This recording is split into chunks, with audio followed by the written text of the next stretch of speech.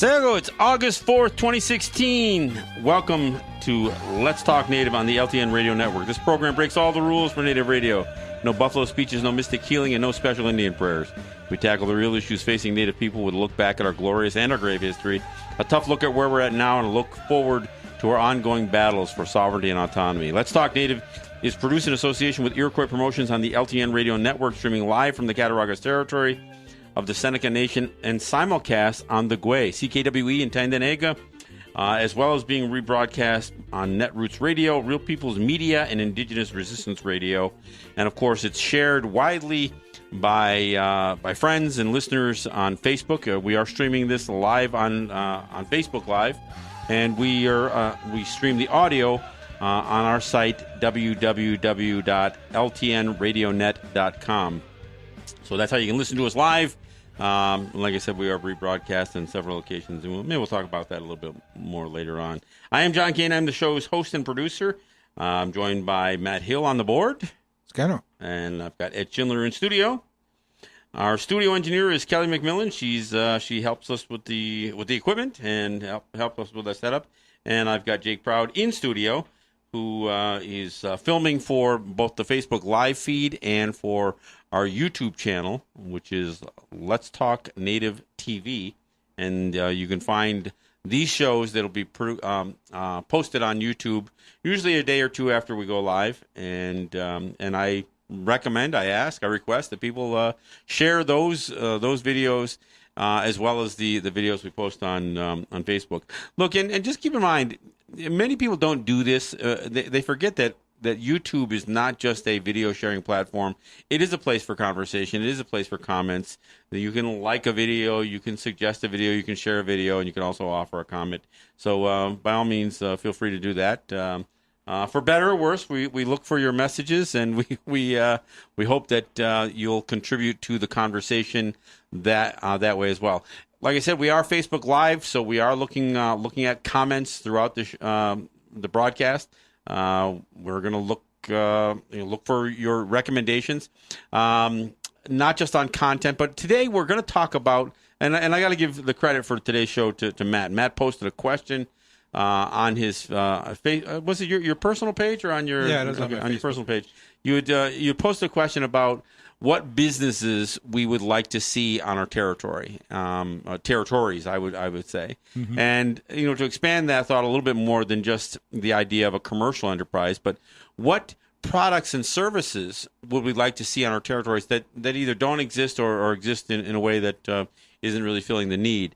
We know we have businesses. We know there are nation enterprises. There are nation services, many services that are provided.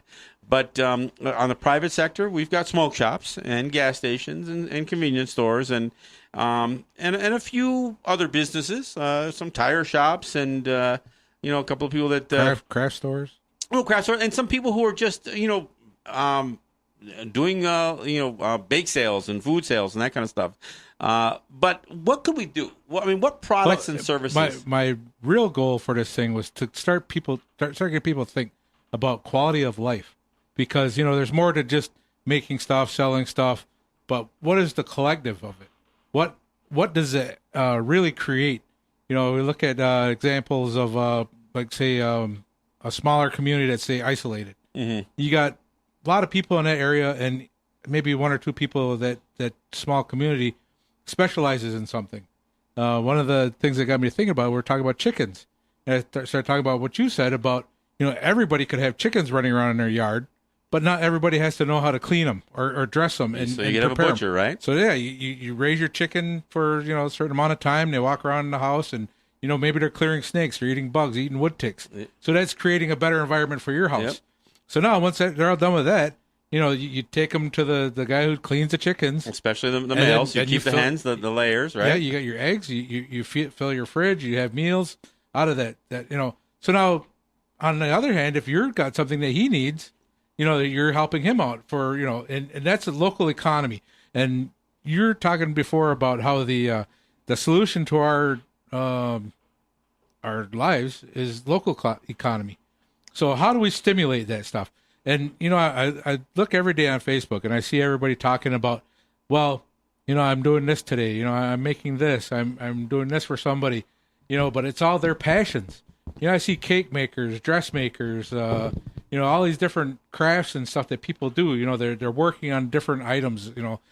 But they don't have an official business. Mm-hmm. And so, I mean, man, I'm just thinking. Well, and I'm not even sure that it has to be. I think at some level to be able to for somebody to raise extra income, and that's, I mean, there's nothing wrong with that. But we also get into a conversation. You again talking about quality of life issues. Yep. One of the things that we've talked about here on the show before is the notion that we not always gauge quality of life, and you alluded to it a little bit by the dollars and cents that we generate. So there is the ways of having a commerce that are not dependent on currency. One of the things that I've said before, there are a number of threats out there to lifestyles, and including the American lifestyle, not just our lifestyle, but and people talk about political unrest and obviously corruption, and looking at the Trump administration raises a lot of questions. The collapse of the DNC that would actually allow a guy like Trump to get elected, that raises a lot of questions and concerns for a lot of people. Not necessarily the biggest issue that we face, but there's also social unrest, the Black Lives Matter issue, missing and murdered Indigenous women, drug problems, suicide problems. These are all social problems that some of them affect us more than others. So there's that breakdown in basic social and moral, ethical standards. So that's a problem.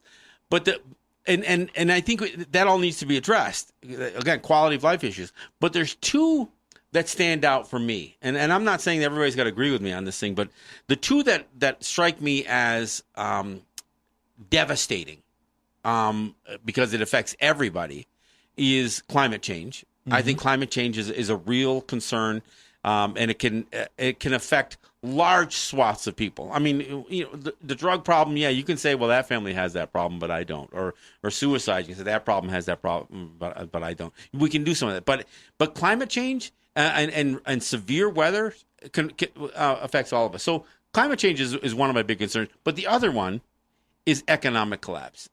And I've said it before. Look, while Donald Trump and others are bragging about the stock market, reaching new highs and all that other stuff, that just sets up a collapse even more with some of this stuff. And I think what people fail to recognize is that the global economy, which is, again, you alluded to it, Matt. I think the global economy it's not just a lie, the way it is promoted, but it's unsure. And the reason it's unsure is because most of the global economy operates on lines of credit. There isn't enough currency in the world to support the global economy right now. There's not enough gross national product in the world to support. I mean, so all of these lines of credit that are funding this global economy, the cheap stuff you buy at Walmart, and other places. I mean, it is all operating on these tremendous long lines of credit, large amounts of money. I mean, so if some of that house of cards falls, think back to 2008 when there was, most of us probably weren't affected, especially on native territory. We weren't that affected by the economic collapse of 2008. You know why? Because our debit card still worked. We could still cash a check. But if this house of cards goes down, you know what? Your $1,000 check from your job might not be cashable. It may just be paper. And eventually, even the currency in your pocket, the dollar bills, they're going to have value longer than a check you can't cash or an ATM card that you can't use. But that will cease to have value, or it will have an unreasonable value to it. So either way, there's this huge potential for a major economic crash. So the two things that I am most concerned about when we really talk about economies are economies that can exist with in spite of an economic collapse, and economies that have some means to roll or to, literally, no pun intended, weather the storm of climate change. So, I mean, You've been thinking about that one for no, I just came to it. No. But I think these are the two things that concern me. So I'm not saying that the whole conversation today about products and services we need, that they have to answer those two questions. But I think those are two questions, and I think your comments kind of addressed both of those to a little bit, because when we talk about food sovereignty, whether it's chickens or other kinds of ag stuff, that's part of it. But there's also the thing is, what are we really lacking? In your post, there were some really good ideas that people have thrown out there, and maybe we should go through some. But not only just the products, but what do the people get out of it? Yeah, I mean, there's more than just a material item that you get or a service that you receive. You gain a sense of pride by being able to provide that, being able to grow that, being able to create whatever you can, and you get a sense of satisfaction. You don't get that with the handout. You don't get that with other ways of getting it. But I mean, well, going to you build yourself. Some people up. can say that Walmart is a community all by itself. In fact, we get to see all those videos on Facebook. Yeah, that's true. But when you look at the things that you can do locally, that is again another aspect of enhancing your community, because when you are looking at the products and services. I mean, there's a couple of contractors here, on territory that some do some very good work, and again, the recommendations that come from that makes it makes you feel better about using those guys than hiring somebody from Buffalo to come out and fix something at your house. I want to use the story that Degarundage said one time, talking about the French fry stand. They said there was a stretch of highway. And somebody threw up a French fry and hot dog stand. Of course, in Gunawaga, it was called a chip stand. It was a chip stand, but it's French fries. I didn't know the details, but I know the story. Well, I know. So anyway, everybody says, he's not going to do it right. That next thing you know, he's got a line, and people are watching this place develop, and people are sitting there, hanging out and going there all the time. So somebody else builds another one down the street. Next thing you know, he said there's a whole strip of them that are, everybody's got fries and hot dogs. Yeah. So I mean, the thing is, nobody wants to be the first one. Yeah, and I think that is the problem. I think when you're talking about, even enterprises or enterprising individuals who aren't going to have to lay out a huge amount of capital, it's still we are always faced with this, this fear of failure, and really, continuing to do what we've always done, rather than be an agent of change, as they say. And I think this is your question. I think was asked at a good time. I think it got some good responses. And again, we heard answers that were everything from a birthing center. I think you mentioned that because of Six Nations. Yep. We saw people talk about better medical facilities, but Oneida's keep in mind, organic food store. Yeah, So other things you can do with ag. I had made two suggestions, and I'm not saying they were the best suggestions, but the two suggestions that I made, one of them was really trying to look to somebody to get more engaged in residential solar. Putting up solar panels on not just on roofs, but even the standalone. I think trying to become a little bit more energy independent. We're not going to go back to burning candles and heating only with wood stoves. Those are elements of our lives that we could and should introduce, or reintroduce. But I think we are addicted to electricity for a variety of reasons. And you know what? Electricity is still a universal way of utilizing power, and there's so many ways to produce it. There's nothing wrong with using electricity. It's using or where we're getting that source from. Right. Yeah. I mean, are we going to pay into a big major corporation or not?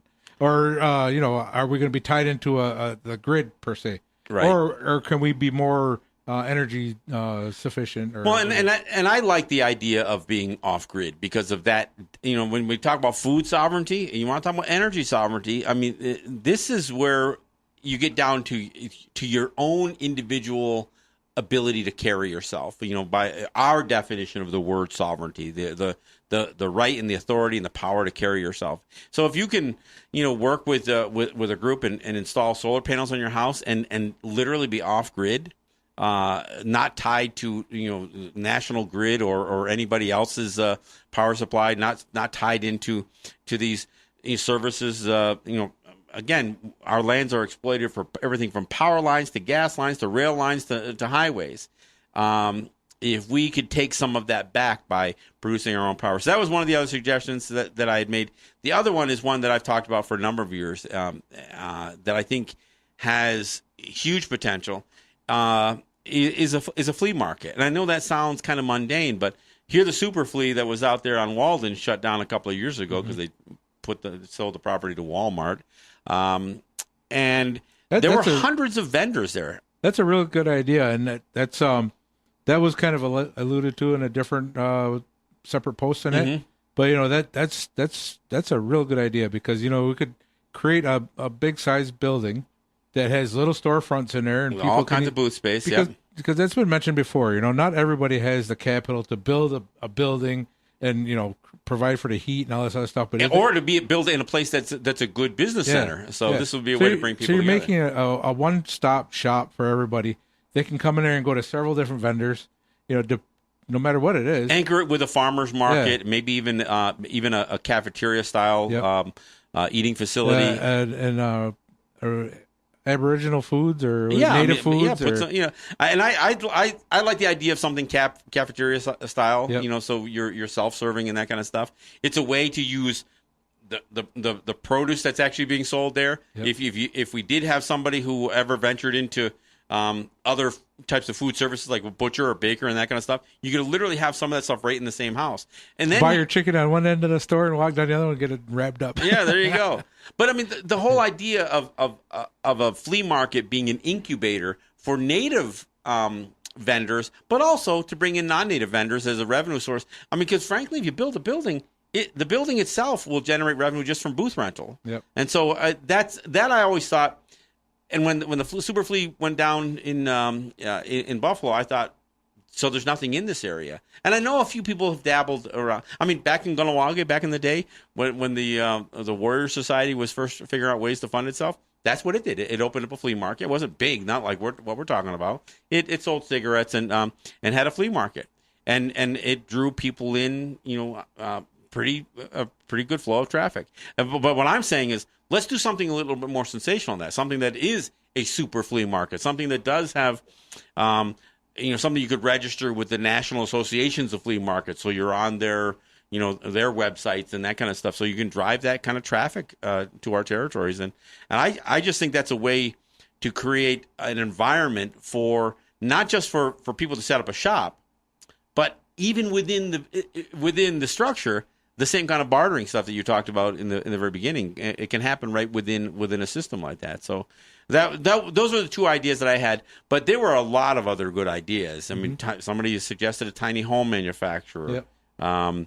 There were other services I think that they were recommending. I don't know if you can pull some off the post, but I know Ed, we talked before the show. You had a couple of ideas that were a little bit tied more to education, but not necessarily, an education for a doctorate or something like that, but the kind of stuff that could range anywhere from native education to vocational education, right. Something that it could be a job training program for needed services right there. Well, there you go, peach canning. Yeah, I just see this the other day about the peach canning event they're having at the CCC. It's August 21st to the 24th, 9 to 4 p.m. And that's something that if not everybody knows how to can. I mean, our grandmothers did or your mother have, but we're coming into a whole new bunch of generations that everybody's just used to not even eating out of a can per se. Yeah. They want to just go to a drive-through or whatever, Yeah.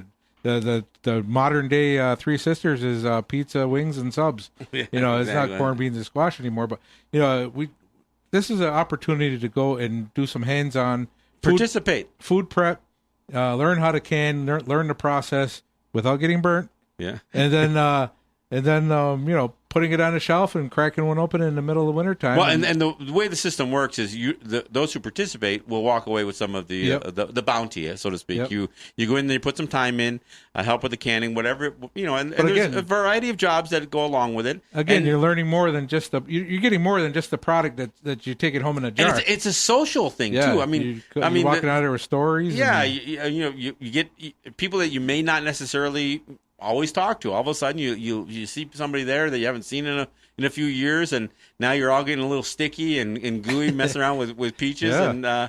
and you know, and it's a social event as well. I remember my friend Chaz Wheelock was in town one time, and he walked out of sitting down with us doing candy peaches, just thinking, man, this is the way communities should operate. I mean, and I wish we could say we do that across many other areas, but I think doing it is a way to start. And again, that's a product that could be offered up at right now. We have a farmers market that operates down at the Native Pride on Tuesdays.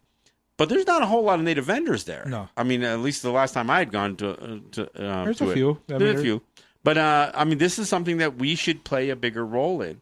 But Ed, I wanted to get. I know we're running out towards the bottom of the hour, but you had a couple of thoughts on something that, because we're not always talking about a commercial enterprise. There are not-for-profit types of services that that the Seneca Nation may not, or maybe even shouldn't be involved in, that we could actually play, try to encourage to happen on our territories. I remember mentioning this because of the we were reading about the drug problem, not just here on Cattaraugus or Allegheny Territory, but also throughout the whole U.S. And that instead of addressing it when it reaches crisis, we have to start understanding, okay, how do we deal with this in a preventive manner?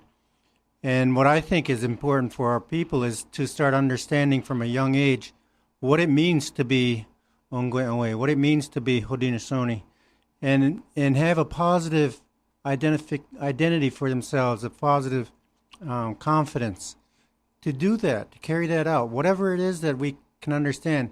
And what I pictured was basically a place where people would be able to gather and questions can be asked and discussions can happen. And I think that's really part of the beginning of starting our own education system, is to be able to address some of those questions. Well, and again, we do a radio show here a couple of times a week, but there could be a lot more of what we're doing here. Right. And this is one way of having a conversation. It's not as interactive as actually meeting with people, but I think the whole idea of having a more solid community presence in media, and of course we cross over into social media because we stream this on Facebook and post the videos and that kind of stuff. The conversation doesn't have to necessarily always take place right here, right now. But you're right. If we created these venues for discussion, and some of those discussion can be everything from sharing stories, cultural, philosophies, and that kind of stuff, and the idea.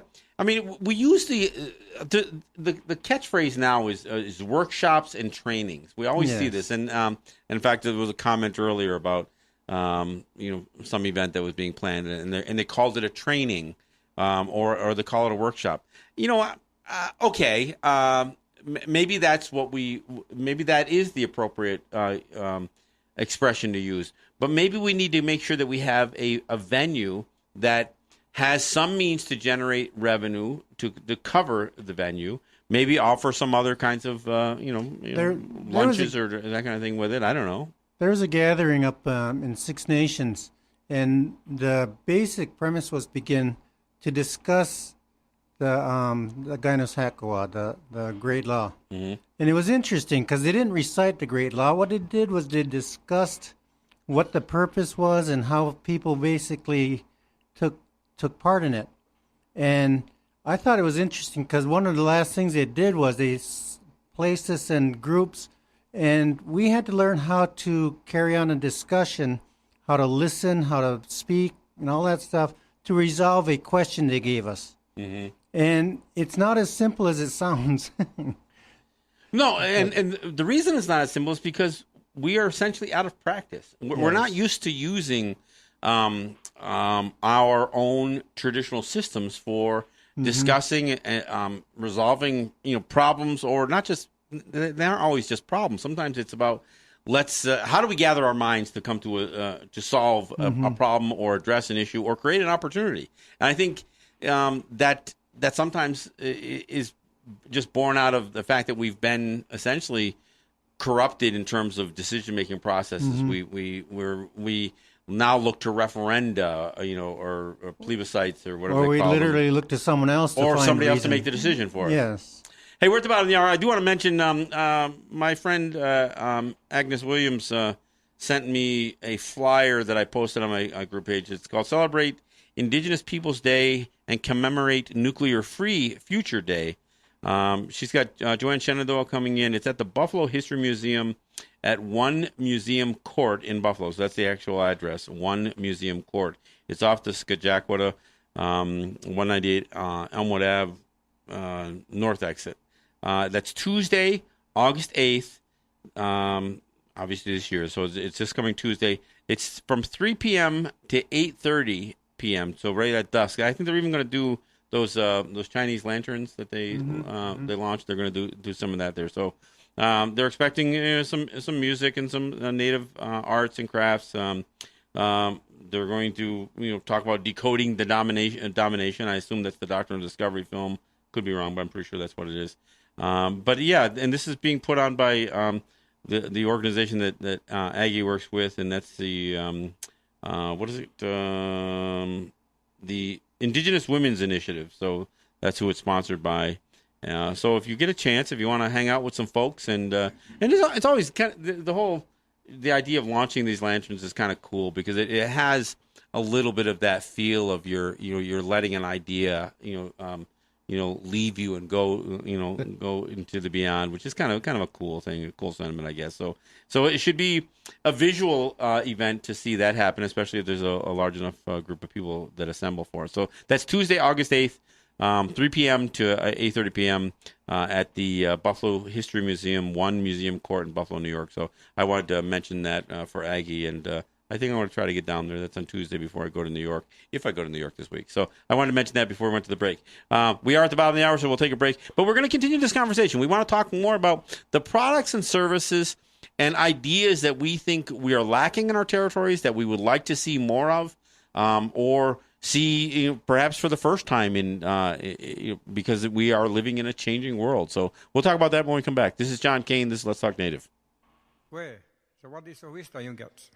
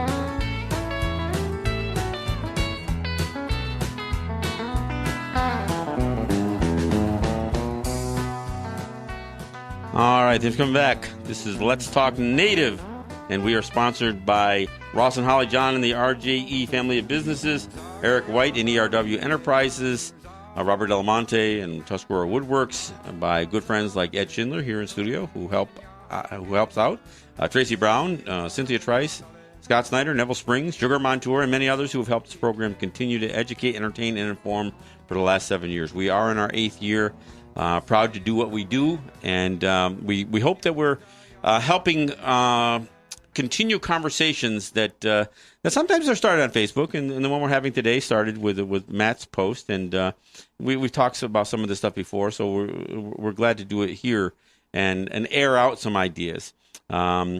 Look, I also want to thank Unity Stream and Apache Radio Net for providing our streaming.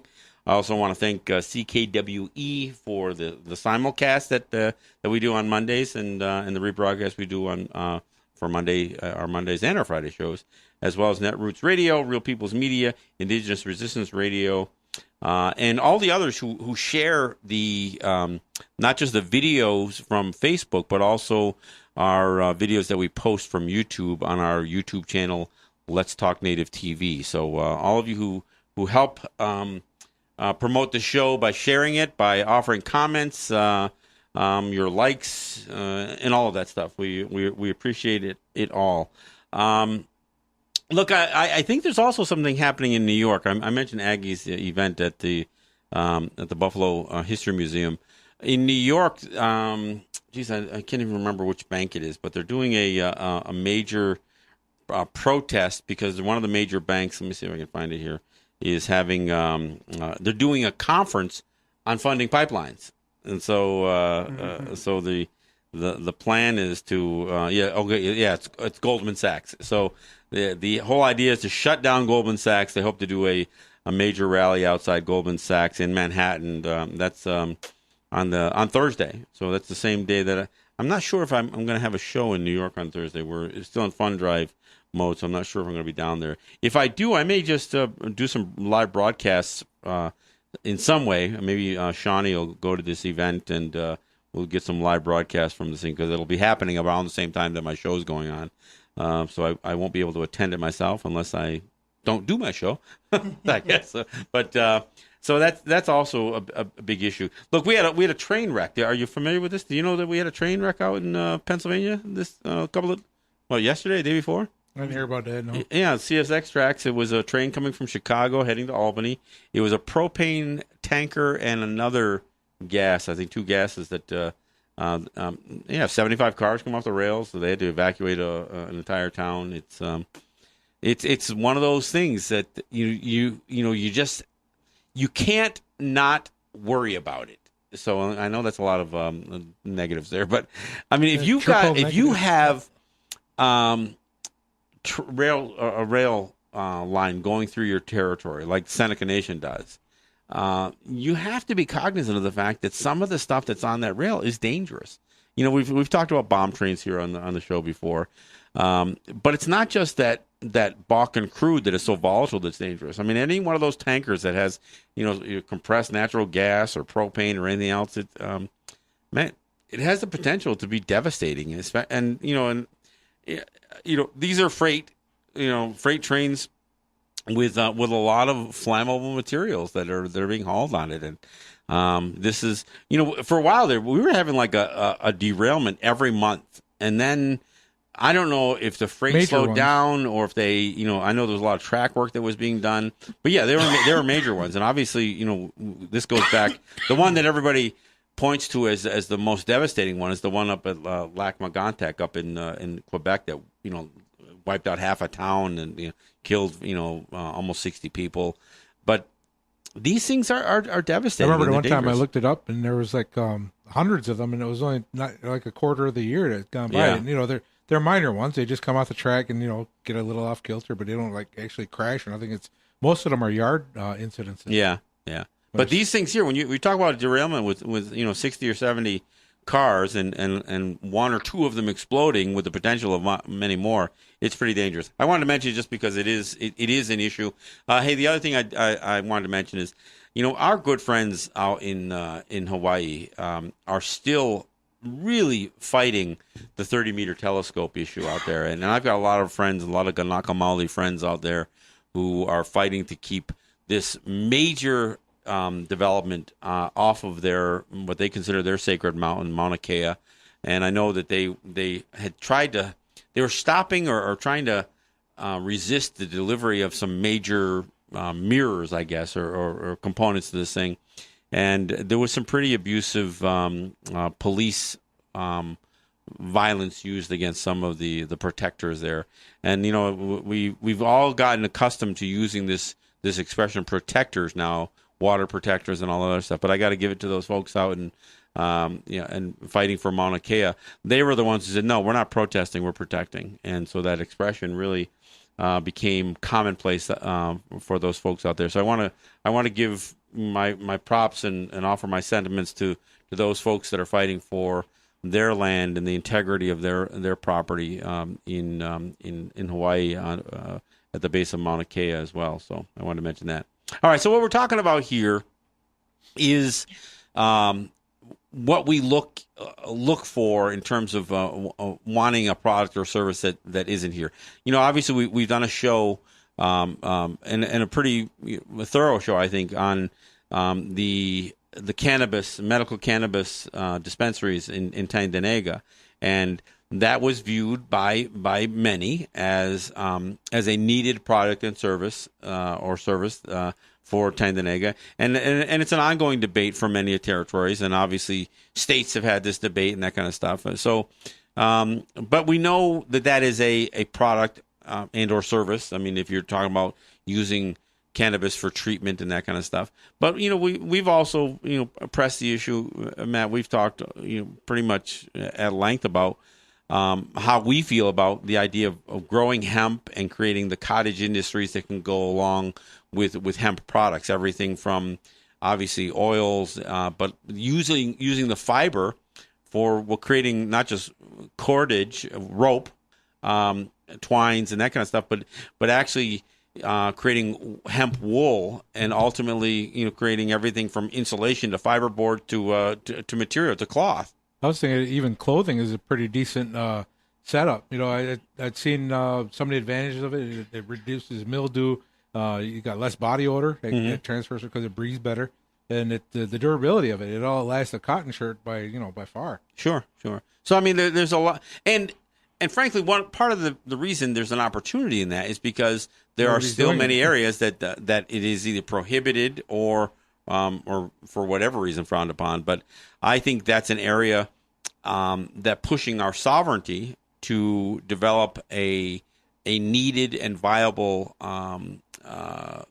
economic base, based on the hemp industry, I think is something that is worth doing. It may not seem, when we're talking about the list of trying to prioritize what we need, but it is we wear clothing, so I mean the whole idea of trying to basically start with the raw material that can go into any number of materials. There are hemp oil based resins that have been used for creating everything from plastics to fiber boards, building materials, biodegradable plastic. Biodegradable plastic stuff that's not going to contribute to long-term. So we're looking at a sustainable industry. Well, and I think that's the whole idea. Is if we're going to look at something that we don't have on our territory that we wish we had, let's figure out ways that we could do it. So we raise the standard again, quality of life, quality of planet, all of that stuff. So, I mean, that's an example of things. But I don't know, did you have some of the other ideas? That, I was looking through here, and one of the major ones was like a funeral home. And I know like the even the coffins, that's a big thing because nobody makes wooden coffins. And I shouldn't say nobody, but not in a wide scale, I guess. Well, and there's also, frankly, there are other ways of providing funeral services that may not necessarily. I mean, I know there's state law, but I mean, I don't know that we're bound to the same laws when it comes to how we manage services. And what comes to mind is I remember when the legend Louis Hall passed away. He wasn't buried in a coffin. He was buried in wrapped in leathers and suede and buried that way. So he had what by most accounts would a very traditional burial. And so there's that. There are other ways of addressing the needs and services. How we deal with those who passed on the services. We sometimes get into the debate on whether the services should be at homes or whether they should be at a facility. Since we don't have facilities on our territory, we are spending. And again, I know one of the folks who posted said, "Look, it cost me $9,000 to bury a loved one," and that's a lot of money. Yeah, upwards of 10. And and so at very least, for some of that money to stay in the community and know that your loved one is going to be cared for in a way that is, I'm not saying that I'm not deriding the funeral homes that we use here. I know there have been some horror stories, that we've heard from other places, not locally here, but just knowing that your loved one is being treated in a respectful manner, I think is also something that we can provide more assurance of that by doing something locally. Another point was making a reclamation of building materials. There's a facility in Buffalo that uses like windows and doors and stuff. Well, are some of the stuff we have here? Our computers and our desks here, we got from a company tied to M&T. It's called M&T Reuse. So these are supplies that came from the banking industry that we bought pretty inexpensively. Some of our chairs, our desks, our computers. But again, that goes to our quality of life. If you got an elder or somebody who has a wobbly porch or stairs or something like that. I mean, I work in the construction field. And I see so much like decent building material. I mean, it's not the best, but it's decent building materials that are thrown in dumpsters. I mean, not just here on territory or casinos or whatever, everywhere. They just throw out all these huge amounts of plastics. There's, like I said, lumber, shelving. There's all kinds of stuff. Well, we don't even have recycling here. No, in general, we don't have recycling. So everything's thrown in the trash and that's but again to your point, and I've had some of this conversation with like Ross who's on council. When I think about the Seneca Nation and some of what they've done, even as they go through their hotels and they replace televisions and pull furniture and all that, there's a lot of stuff that still has a lot of value to it. Everything from from bedding to furniture and one of our listeners in his shop has a set of chairs from that are very comfortable for working on stuff. I can attest to that. No names, but I mean, office supplies, all of this stuff. This is stuff that clearly there's going to be a turnaround in this stuff. But where does it go? I mean, there may be the building materials. The Seneca Nation has spent billions of dollars expanding its gaming enterprises. And with, like you said, every construction site is going to have a certain amount of material that that is been over ordered. There's change orders. So I mean, I heard some horror stories about, obviously Willie's got a bunch of precast concrete stuff sitting out in his yard that demonstrates $10 million worth of waste from a change order. From a change order, and from there was glass that I understood that got smashed. Man, I think about the greenhouses that could have been built with with glass that was wasted. So, and again, I'm not trying to criticize the Seneca Nation. I'm saying that could be a business all by itself. The idea of reclaiming good, usable building materials, good used office supplies, furnishings, and all kinds of other stuff. And that's a big business, because there could be massive amounts of this stuff, including lumber, brick, all kinds of stuff. The example that was brought up, like I was saying, is that there's a place in Buffalo that because Buffalo is known for its architecture, and right. So if they have a tear down or something, they'll take some of the woodworking, the millwork, some of the windows. There's people that retrofit their homes, or not retrofit. When I say they restore their homes, yeah, they want it back the old way. So they got the old sliding windows, maybe window weights that they're looking for. Yeah, yeah. And so there's all these different things that they recycle or reuse, I guess. Mm-hmm. So I mean that's a really good idea, I think. I mean you're not filling up a landfill with perfectly good stuff. It's used for a short time, then it gets thrown in a dumpster to be Sure. rotted away. Sure. To, Everything from and obviously there are people who pick up scrap metal and that kind of stuff, but not all metal is necessarily scrap to be melted down. And some of that stuff, I mean, could be used as is. I mean, and I think that's part of thinking about what that business would look like and how that business. Obviously, there is a certain amount of capital expense because you have to have a place to store it. You have to, perhaps you have to buy it at a you're probably not going to get much of that stuff for free. So there is some overhead involved, but if something's destined for the dumpster, why not put it in something like this? Mm-hmm. I'm not saying you got to get paid tipping fees for taking it, but there may be some element of that. But that could be a community project as well. Sure. that Habitat for Humanity. You can start building, like I said, just a simple porch or railings or something like that can help somebody's quality of life. Sure. They might need of course they deserve a nice new one, but if it just needs a little patch or something, maybe you can just. And not everybody is in a position to do major renovations to their homes, but this could create an easier opportunity for people to do that kind of stuff, and and even some homes may be in a spot that repairs may be more in order than major renovations. So I think it's a very good idea. I think it clearly prevents the waste, both an absolute waste in dollars, but also the idea that you're going to have to dump this stuff someplace, and the idea of good usable lumber and other building materials going into landfills is pretty disturbing. So the other one was like for healthcare.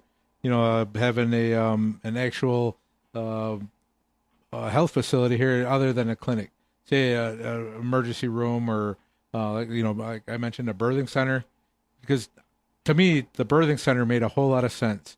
If we are going to be established as a sovereign people, we got to have people that are sovereign, that are free of the system. I mean, we don't. The whole idea of issuing birth certificates, Seneca Nation birth certificates, people born on territory. I mean, there's no reason the Seneca Nation can't issue birth certificates if you're born off territory. But there is something. There's something actually cultural about it. I've got a friend, my wife's cousin, I should say, who is a OB-GYN. When you look at other communities, especially that are remote, you used to have all of the sisters involved in their siblings' childbirth. I mean, you would have the women of a family who would assist. We don't even have anything. I mean, you can't play a role in that. So if you could bring some of that culture stuff instead of just sending somebody by ambulance or taking them to the hospital and then they're remote. It's even here. It's a 40-minute drive to go to the Buffalo hospitals to see your loved one, even whether it's, and again, this is a women's issue as much as it is a father issue. I've even heard of using the older sister for birth control for the younger ones to show them what birth is like. Okay, you better think about what you're doing. That's a part of life. I mean, So the younger sister is a part of witnessing it before she's actually finds herself. It may be a reason to put it off a little longer. Yep, that's it. No, that's a good point. But no, I think the birthing centers has a very solid sovereignty component to it, but it has a strong cultural component to it. The idea that families become more bound together. This is, again, part of what we lost through residential schools, through assimilation, through letting the state and federal governments play more of a role in our healthcare. We've removed some of the family and the cultural element associated with, again, not just with healthcare, but with child rearing and that kind of stuff. So that's also a very good idea. What else you got there? Oh, I don't know. I went off the page. I was looking for comments right now. I know the Seneca Nation just did worked out some deal with a car dealership to provide some sort of better rates or better deals on cars.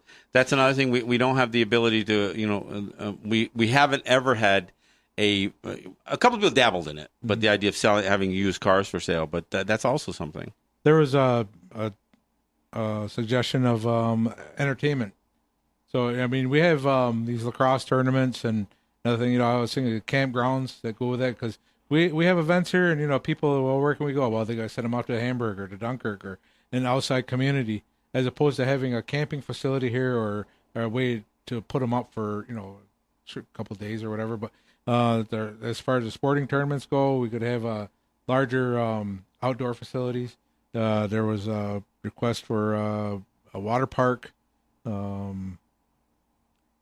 lot of stuff talking about strip malls. Yeah, and I saw some of that posting, and of course we're in a time where strip malls and of course major malls are struggling. They're in rapid decline. But if you have a unique market, that's the thing. Yeah, I mean, if you got a market that's full of say chain, what do you call those? Brand, major brands, franchise. That's what I was thinking. If you got every city has that same store setup, all the same variety of stores in there. You can go anywhere. But now what's happening with that is people go online and they can get the same thing for a better price, free shipping to the house. They don't have to leave the house. And so a lot of these major shopping areas are declining. They're losing floor space. Right. So now if we have our a unique sales or products available, that's a draw. Yeah, for the people reason to still the come malls here. are failing because the anchor tenants, the Sears and the Macy's and even Penny's J.C. Penney's, the bigger ones like Lord and Taylor and Bon-Ton. These major tenants are really facing very, very stiff competition from online sales and of course the big box stores, the Targets and the Walmarts. So they're struggling, and without those anchor tenants, the malls struggle. They say that Amazon is doing to Walmart what Walmart's doing to the mom and pop. Yeah, you almost feel terrible about that, don't you? Yeah, poor Walmart. But no, I think the idea of trying to figure out better solutions, and that's frankly even the flea market idea, I think steps into some of that idea of changing what retail looks like on our territories and opening up the retail market to folks to come on for more than just gas and cigarettes on our territory. Now, entertainment issue, Ed, you had mentioned the idea of again there ice space and ice time for hockey teams, Skating. hockey clubs, people who want to train for figure skating. That's still a valuable commodity, and we have no ice here on the territory. From what I understand, the CCC is getting retrofitted with ice. I mean, it's already plumbed for the ice, but they're getting the refrigeration equipment for that, from what I understand. Yeah, and that's a big facility, and that may be under demand. But even beyond that, there may be another opportunity, if not all year round. But curling. Whatever. I mean, there's a lot of, you can have a lot of fun on ice. So I mean, that's also. But I mean, entertainment again. What comes to mind is this new movie Rumble about how Native people rock the world or something like that. But it's about the Native influence in music, not just rock, but in everything from jazz to blues. The question is, when can we see it? And and I asked the question. Well, maybe they should show it at the Bears Den up at Niagara Falls. So then I replied that they got the Thunder from Down Under up there. yeah, they do that kind of stuff up there. But I mean, we don't have movie theaters. We there are a lot of ways that films can be brought in, independent films. I do film screenings in New York, usually Native films in New York and in Long Island. But we could do that. We could do that somehow here and create a space where live entertainment, where films can be shown and that kind of stuff. It's this performance studio. Well, it could be music, it could be dancing, it could be movies. It could even be someone who's trying to work on their speech, knowing how to speak. Yeah, theater, publicly. a venue for Public all that speaking. stuff. Yeah, for all that stuff. Yep. All right. Yeah, no, I agree with all that. All right, well, we're pretty much out of time, but I think this is a conversation that I hope continues, and maybe as ideas filter in, both from your Facebook post, maybe even some of this, we can present some of those ideas. And one of the other things that I mentioned, I actually mentioned to a couple of counselors, we keep talking about financial literacy training for our young people when they get their 18 money or whatever it's called. I mean, when they maybe one of the ideas is to say, look, there are ways that you can take that money, pool it with a couple of your friends who are also 18, and form, put money together to start a company, and perhaps between some of the Seneca Nation services, both the Economic Development Corporation and their SNIDEC, their loan. I don't remember what SNIDEC stands for, but they have a couple of agencies, including their credit union. Maybe there's ways of creating environment suggestions, business plans, helping so some of these young people can get into business. Because here's the thing: even if they aren't successful coming out of the gate, it's still going to be a valuable training. And perhaps the Seneca Nation can offer some matching lines of credit for people who are willing to take some of their 18 money and invest it in a business opportunity. That's a damn good idea. I think I think there's some really good ideas that they could employ, and it's not just about whether the Seneca Nation provides them with an idea, looking at their own idea. So I want to throw that out there. Look, it's a great topic, Matt. I'm glad you posted the question. Glad to have the opportunity to talk about it. I know we almost weren't going to do it today because you were going to go to Monster Truck, so I was gonna put it more off, family time. So. I'm glad we had the conversation, and we'll keep it going. Offer your comments, offer your suggestions, on Facebook, and we'll keep the conversation going. Again, John Kane here. Let's Talk Native. Ed, Matt, Jake off camera, and look for our videos, the reposting of this Facebook video, and of course the video that we will repost on, or we'll post from YouTube, as well as keep in mind we have the audio all posted up on SoundCloud.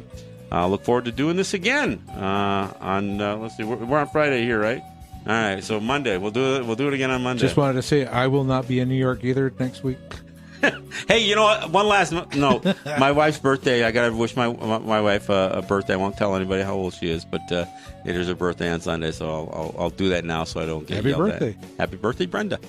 Now what? No way. Stop me going, you rock.